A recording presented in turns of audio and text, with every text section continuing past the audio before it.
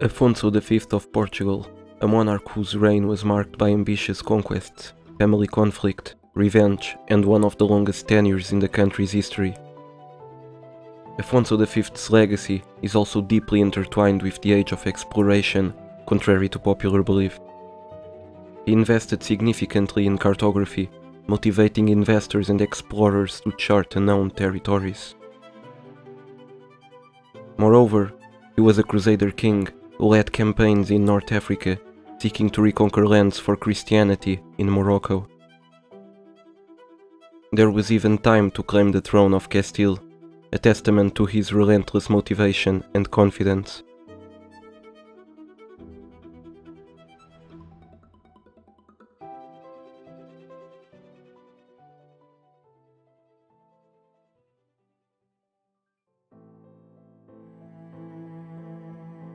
After the death of her husband, King Duarte, in 1438, Leonor was named the sole regent for her young son, Afonso, in Duarte's will, given the prince's minority. However, Queen Eleanor of Aragon's regency over her son was a turbulent period marked by political struggles and power dynamics within the Portuguese court. The decision to make her regent did not sit well with much of the Portuguese nobility and the court, the kingdom's legislative assembly, who believed that the appointment of a regent was within their authority, not the late king's. The opposition to Leonor's regency was fueled further by the Lisbon Senate, which deemed her unfit to rule due to her being a foreigner. The nobility feared that Leonor, being Aragonese, would prioritize foreign interests over those of Portugal. Despite this resistance, Leonor was not personally inclined to cling to power and considered stepping down. However, several influential members of the court, who were loyal to her, opposed her resignation, concerned about the stability of the kingdom during this precarious time. During her regency, Leonor had to navigate complex relationships with her brothers-in-law, Prince Henry the Navigator and especially Prince Pedro. As it was confirmed by the court of 1438, these two were to hold significant authority, particularly in military matters. Pedro, who had a lot of support from the court, often clashed with Leonor, leading to political friction. In this court, held in Torres Novas, it was decided that Afonso V would take over the reins of the kingdom upon reaching the age of 15.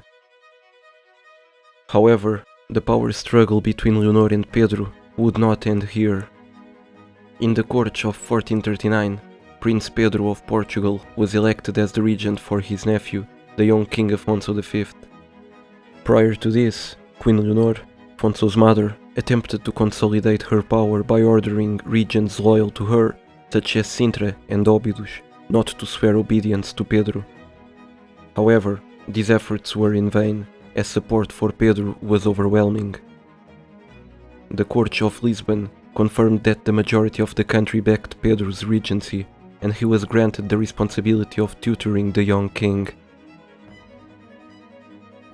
In a desperate attempt to maintain her influence, Leonor sought help from her brothers in Aragon, urging them to invade Portugal. Her treacherous letters were discovered, revealing her plot. In response, Pedro fortified his position by allying with some of Aragon's staunchest enemies, including the Master of the Order of Santiago and Constable Dom Álvaro de Luna. He also strategically placed his brothers, Henry, João and Afonso, in key locations to defend various parts of the kingdom. Still, realizing her position was untenable, Leonor feigned reconciliation with Pedro, informing Aragon that she was on good terms with him. This, however, was a lie, as she soon fled to Castile, from where an invasion could be launched, bringing Portugal to the brink of a war in the Alentejo region. The situation was diffused in 1441, when the King of Aragon and the Pope called for peace during a meeting in Lamego. Leonor never returned to Portugal after her departure and died, possibly poisoned, in Toledo in 1445.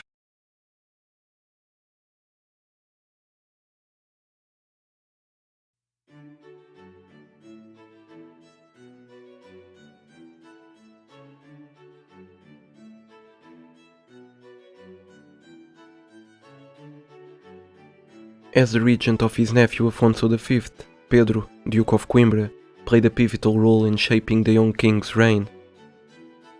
He arranged the marriage of his daughter, Isabel, to Afonso V, securing a close familial bond with the king. The Duke also appointed his son, Pedro, as the constable of the kingdom, ensuring that his lineage maintained significant influence. Pedro's regency is often misunderstood as an attempt to centralize all power, but his actions suggest otherwise. Though centralization of power did occur, he was still able to strategically distribute power among his family members to maintain stability in the kingdom. The prince granted his half-brother, Afonso, the title of the first Duke of Braganza, a move that established one of the most powerful noble houses in Portugal, which from the 17th century to the 20th century was the ruling dynasty in the kingdom. He also bestowed vast lands and privileges upon his brother, Henry the Navigator. In the court of 1446, it was acknowledged that although Afonso V had reached the age of 15, he was not yet ready to assume full control of the kingdom. Afonso himself, after consulting the three estates, agreed with this assessment, allowing Pedro to continue as regent. However, all was not well. In spite of all that was said, many nobles, particularly those in border regions affected by Pedro's centralizing policies, grew increasingly dissatisfied with the regent's extended control, accusing him of manipulating Afonso V to prolong his own rule. The House of Braganza was particularly displeased. The Duke of Braganza, Afonso, had already argued in 1446 for Afonso V to take power immediately, reflecting the growing resentment against Pedro's influence. Meanwhile, external pressures also played a role in the unraveling of Pedro's regency. The Crown of Aragon, which had been closely watching the political developments in Portugal, began to pressure Pedro to allow the return of Queen Eleanor's supporters, who had fled in 1439 after her failed regency. This added to the growing discontent within the kingdom. By 1448, the relationship between the king and his regent had deteriorated. The interests of Afonso V, now older and more assertive, no longer aligned with those of Pedro. Seeking to assert his own authority, Afonso V decided to take full control of the throne, effectively ending Pedro's regency and marking the beginning of his independent rule.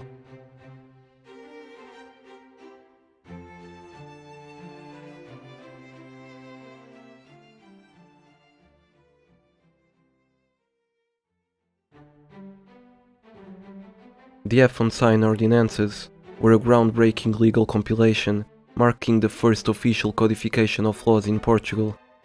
Before their creation, Portuguese law was a patchwork of decrees that had been applied inconsistently over the years, often becoming outdated and misaligned with the realities of the time. By the mid-15th century, it became clear that a comprehensive legal framework was necessary to ensure uniformity and coherence in the application of justice. Compiled during the late regency of Regent Pedro, the Duke of Coimbra, the Afonsine ordinances sought to reconcile the old laws with the contemporary norms of King Afonso V's era, ensuring that there were no conflicting interpretations or legal uncertainties. The intent was not to create entirely new laws, but rather to clarify which older laws were still in effect and how they should be applied. This process of legal consolidation was critical in standardizing the legal system across the kingdom.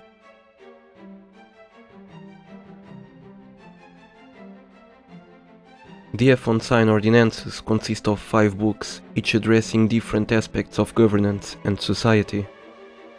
These books cover public office and government, justice and the economy, warfare, land ownership and taxation, and the jurisdictional rights of those who granted land donations. They also address the titles of the Church, Moors, and Jews, civil process legislation, civil law, and penal law. This comprehensive legal code provided a structured and accessible legal framework for the kingdom, which remained in practice until 1512. The Afonsine ordinances were not just a collection of laws but a significant step towards the modernization and unification of Portuguese legal practice.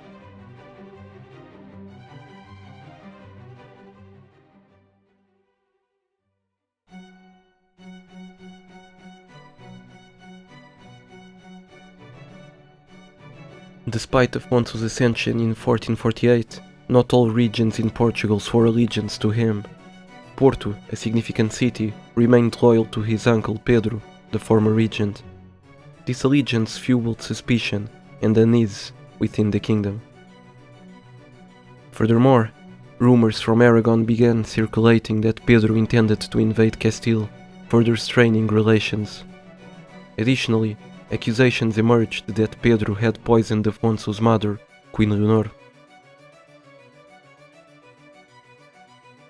These rumors sowed deep distrust between Afonso and Pedro, and whispers spread that Pedro was gathering an army alongside the Constable of Portugal with Castilian support to challenge Afonso's rule. In reality, Pedro gathered a small force of infantry and cavalrymen to reach Afonso and dispel the lies. Pedro's small force departed from Coimbra. As he journeyed towards Lisbon, he hesitated, considering a return to the formal capital of Portugal. However, when two of his squires were brutally murdered in the capital, and Afonso's scouts hurled insults at him, calling him a tyrant and hypocrite, Pedro was enraged. In addition, it would bring him dishonor if he were to return at that time. Tragically, as Pedro approached Lisbon with his 6,000 men, he was met by a much larger royal army led by Afonso V of 30,000 at Alfarrobeira. Outnumbered and outmatched, Pedro was killed in the ensuing battle, marking a sorrowful end to the conflict. After the Battle of Alfarrobeira, Afonso V swiftly moved to persecute the followers of his late uncle, Pedro. In an effort to justify his actions, Afonso sent letters to Philip the Good, Duke of Burgundy, and his wife, Isabel, who was both Afonso's aunt and Pedro's sister, claiming that Pedro had been plotting to seize the crown for himself. Despite Afonso's assurances, the Duke and Duchess of Burgundy remained unconvinced. They pressed Afonso for the release of Pedro's children and secured safe passage for them to the Duchy of Burgundy. It wasn't until 5 years later that Afonso issued a pardon for Pedro's remaining supporters, finally bringing an end to the tension and persecution.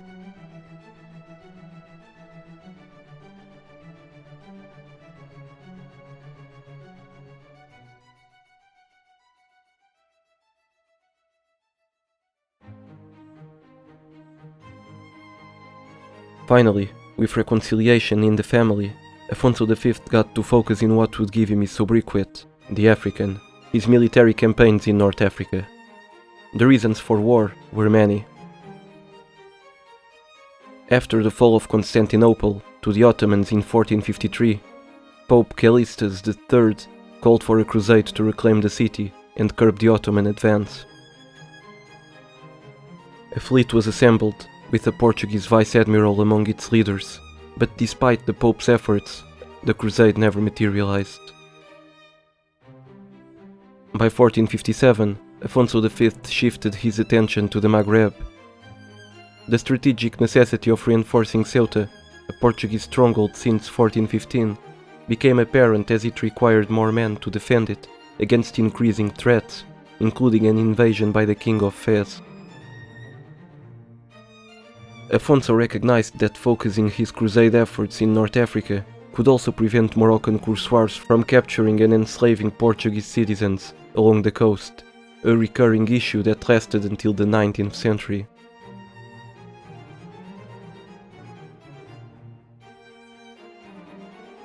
Afonso's uncle, Henry the Navigator, was instrumental in persuading him to concentrate on North Africa. Henry, a fervent advocate of crusading, convinced his nephew that the Maghreb offered both religious and economic opportunities, always remembering that the Reconquista had to continue in all the lands that had been stolen from Christendom by Islam.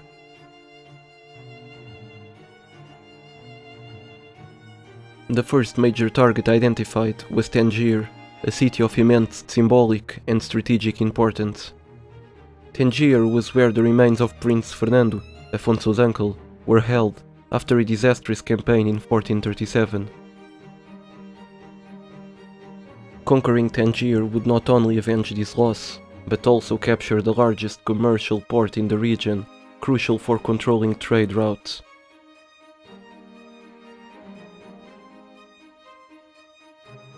Another target was Alcácer Seguer, strategically located near both Ceuta and Tangier. Controlling Alcácer Seguer would enhance the defense of these territories and secure a key position on the ongoing struggle against Islamic forces in the region. Moreover, Tangier and Alcácer Seguer were critical trade partners with the Emirate of Granada, the last Muslim stronghold in the Iberian Peninsula. Capturing these cities would weaken Granada and aid the Christian kingdoms in the Reconquista. Additionally, the region was rich in textiles, which were vital for Portuguese trade with West Africa.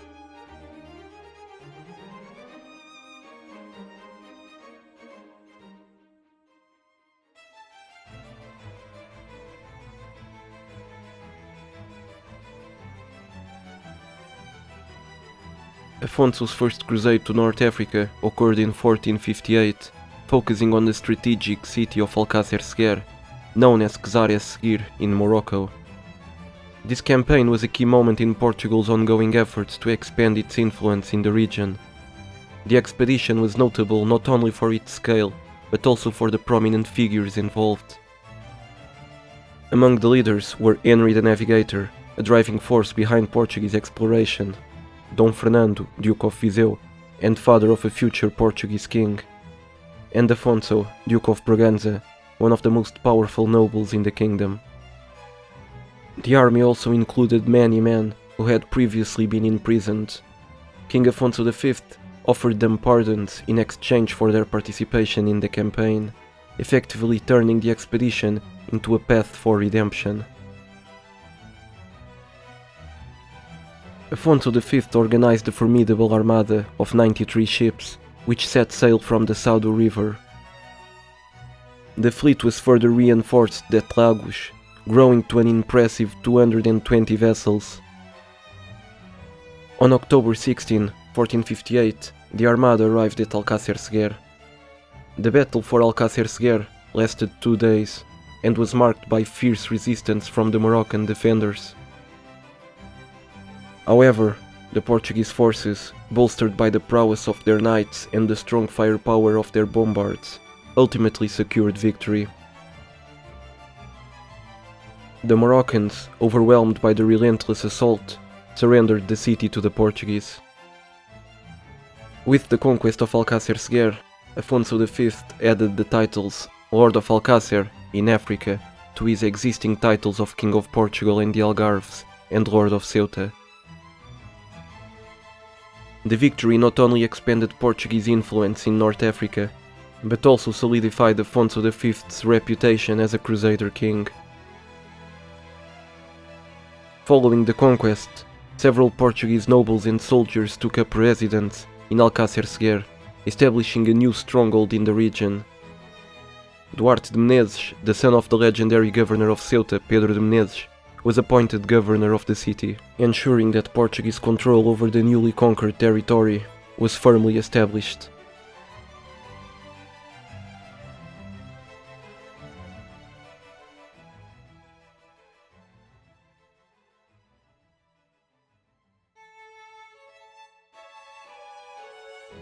Afonso V of Portugal dedicated more than a decade of his reign to military campaigns in North Africa. Despite the commitment and resources poured into these campaigns, they were met with mixed reactions within the kingdom and proved to be both costly and challenging. Many of Portugal's noblemen, including prominent figures like Fernando, Duke of Viseu, and the Marquis of Villarreal were skeptical of the campaigns. They saw little benefit in the wars in the Maghreb. The logistical difficulties of defending both Ceuta and Alcácer Seguer became evident, as these territories were expensive to maintain and constantly under threat. In 1549, just a year after the conquest of Alcácer Seguer, the city was besieged by the King of Fez.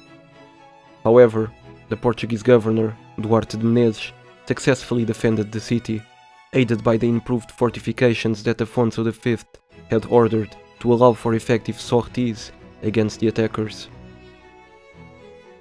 Despite these challenges, Afonso remained resolute in his North African ambitions. In 1463, he launched another campaign with Fernando, aiming to capture Tangier, a key strategic and symbolic target. However, this attempt was not successful, highlighting the difficulties of maintaining momentum in such a hostile and distant environment. In 1469, Fernando led a campaign to retake Anfa, modern-day Casablanca. When the Moroccan defenders saw the size of the approaching Portuguese armada, they fled. Thus, the campaign resulted in a Portuguese victory. However, Fernando soon realized that he lacked the manpower to hold Anfa, and, after destroying its walls, abandoned the city. Historians have since debated whether Fernando should have recognized the strategic importance of Anfa, which harbored many corsair ships that frequently attacked European vessels and kidnapped people. Holding the city could have significantly reduced the threat of pirate raids on European territories. By 1471, Afonso still harbored dreams of reconquering Tangier for Christianity. The monarch embarked on a grand campaign. On August 15, 1471, he departed Lisbon with a fleet of 400 ships and nearly 30,000 men, including his son João. The fleet landed near Azila, and after intense combat, the city's governor surrendered to the Portuguese on August 24. Inside Azila, the Portuguese freed 50 Christian slaves who had been captured in Muslim raids in Europe. In a powerful symbolic gesture, Afonso knighted his son João in a church that had been converted from a mosque. The victory was celebrated across Europe, with Afonso's daughter, Joana, acting as regent, informing European courts of the success. The court of France and Burgundy celebrated the victory with great enthusiasm. 5 days later, Tangier was reconquered by the Crusaders without a fight, as the city's inhabitants fled following the fall of Azila, knowing that they would lose if they fought against the Lusitanians. Afonso V's victories in Alcácer Seguer, Anfa, Azila and Tangier were significant not only for Portugal, but also for the broader Christian Reconquista and crusading efforts. They avenged the disastrous defeat of 1437 in Tangier, where Afonso's uncle, Prince Fernando, had died in captivity. By finally achieving the long-held goals of capturing Tangier, Azila and Alcácer Seguer, Afonso V cemented his legacy as a crusader king and secured Portugal's dominance in the region, significantly reducing the threat of raiding expeditions from North African cities.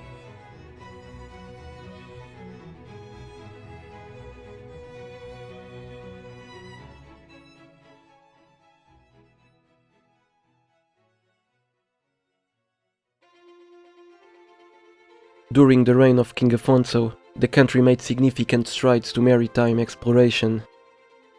The groundwork for these explorations was laid by Afonso's uncle, Prince Henry the Navigator, who played a pivotal role in financing and organizing the expeditions that pushed Portugal's navigators further down the West African coast.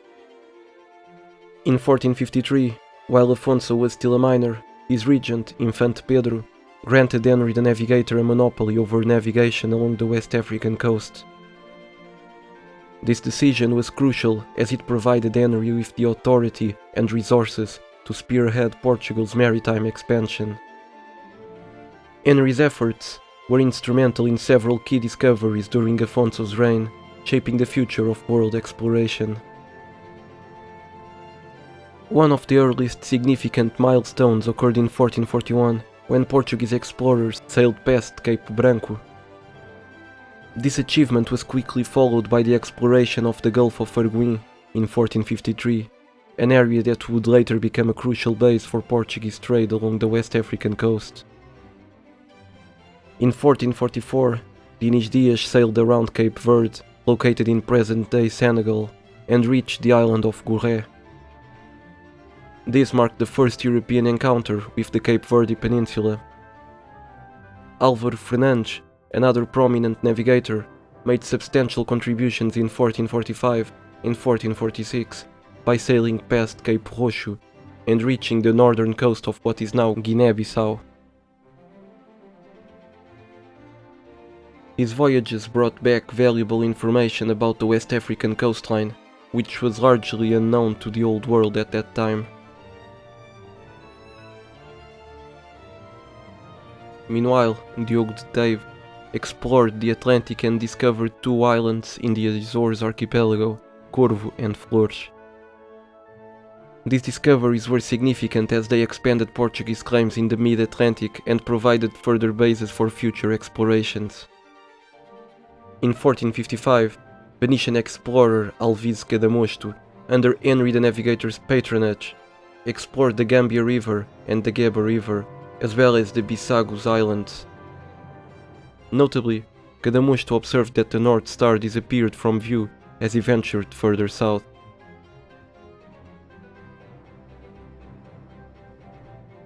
By the late 1450s, explorers like Diogo Gomes, Cadamosto and António Danoli had discovered the first islands of the Cape Verde archipelago.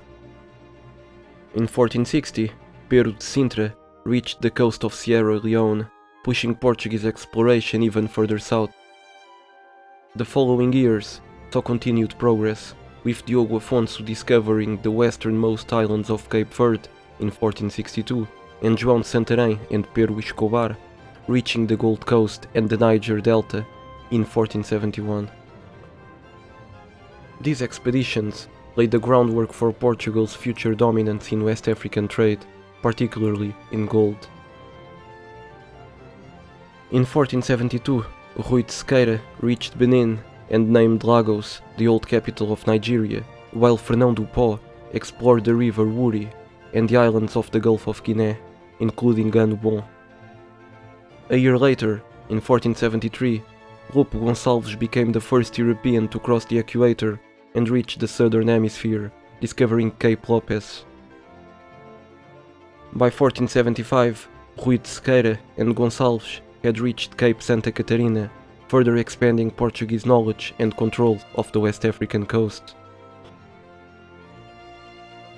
The importance of these discoveries was solidified by the 1455 papal bull Romanus Pontifex, issued by Pope Nicholas V, which granted Portugal dominion over all lands and seas south of Cape Bojador and Cape Non, effectively making the Atlantic Ocean a Portuguese-controlled region.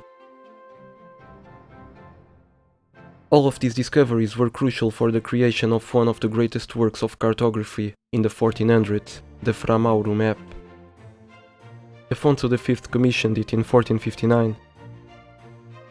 It was a comprehensive world map that incorporated the latest Portuguese discoveries and suggested a possible connection between the Atlantic and Indian Oceans because of the Lusitanian conviction of its existence.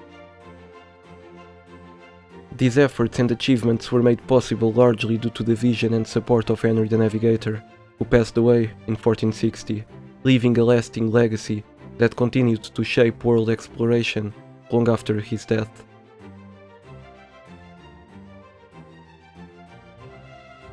Historians in the past, including the great João de Barros, often portrayed Afonso V of Portugal as disinterested in the Age of Discoveries, because of a contract he signed with a merchant from Lisbon, Fernão Gomes, where he seemed to pass the responsibility of discovering lands to him. But this perception is misleading. A closer examination of historical documents and the contract between Afonso and the trader Fernão Gomes reveals the truth. In 1469, Afonso V granted Gomes a 5-year lease, later extended by another year, for the monopoly of trade in Guinea in exchange for 200,000 reais annually. The contract has been wildly misinterpreted, leading to the false belief that Gomes was solely responsible for discovering 100 leagues of coastline each year. However, original documentation and the Chronicle of Litpina clarified that there was no such obligation in the contract, indicating that Afonso V himself took an active role in funding and promoting exploration.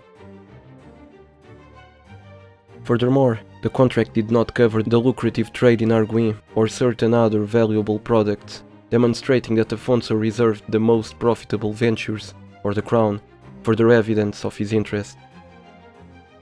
Also, the majority of the sailors making the discoveries were working for the royal house, reflecting the king's personal investment in these expeditions. These actions ended the myth of the king's inaction, and modern historians now write that Afonso V was deeply involved in and committed to the Portuguese explorations, contrary to earlier misconceptions.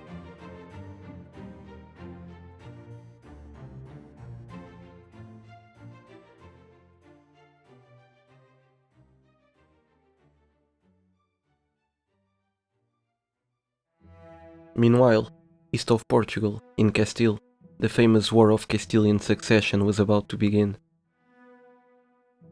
The background of this war can be traced to the death of King Henry IV of Castile in 1474, which left a power vacuum in the kingdom. Henry's daughter, Juana de la Beltraneja, was one claimant to the throne, but her legitimacy was widely contested due to rumors that she was the illegitimate daughter of Queen Joana and the Castilian nobleman Beltrán de la Cueva. This led many Castilian nobles to support Henry's half-sister, Isabella of Castile, who claimed the throne for herself. Afonso V of Portugal was against the derogatory name the Castilian aristocracy had given his niece, so, to defend his family's honor, he entered the fray. He then married Joana in 1475, which strengthened his claim to the Castilian throne on her behalf. Afonso sought to unite the kingdoms of Portugal and Castile under his rule by supporting Joana's claim.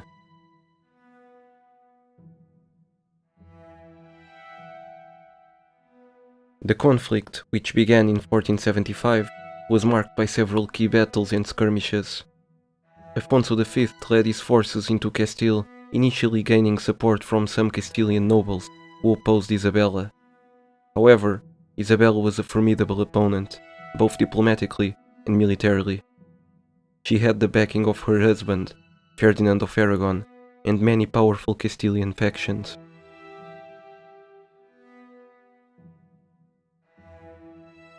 The war's most decisive engagement was the Battle of Toro in 1476, where the result was undecisive, though both sides claimed victory. In one flank, the victory belonged to Ferdinand of Aragon, but the best Castilian and Aragonese troops were defeated by Prince João, the son of Afonso, in his flank. Following the inconclusive Battle of Toro and the subsequent decline in his support within Castile, Afonso turned to France for assistance.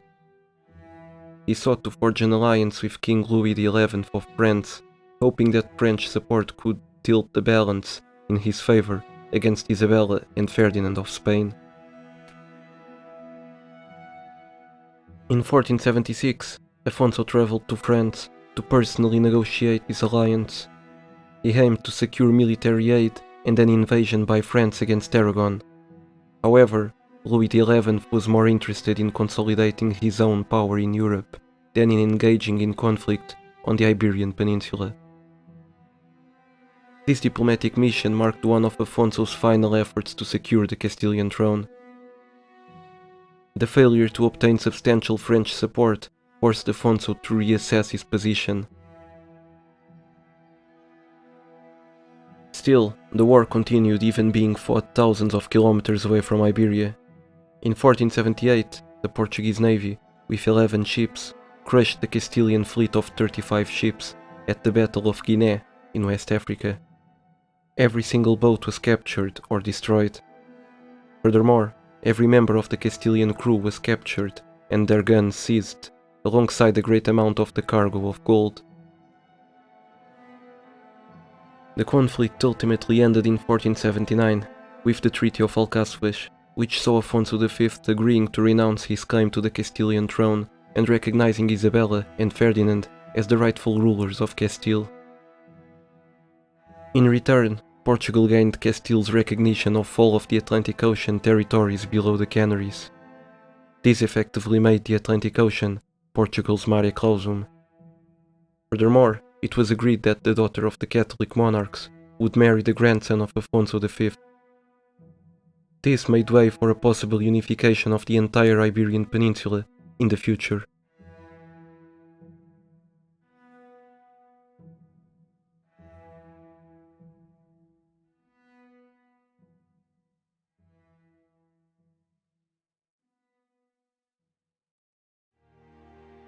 In the late 1470s, Afonso V retired to a monastery in Sintra, where he lived out his final years, passing away in 1481 at the age of 49. His reign was one of the longest in Portuguese history, though it was marked by a decade of regency under his uncle, Pedro. Afonso's legacy is a complex one. He pursued his uncle Pedro with little evidence, leading to Pedro's tragic death. He also granted excessive land and power to various noble houses, weakening the central authority, and launched an expensive and fruitless expedition to France. Also, he strained Portugal's relations with Castile.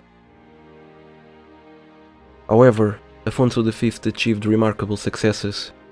He reconquered 3 crucial cities in the Maghreb for Christianity, ending slave raids on Europe from those regions and avenging the death of his uncle Fernando.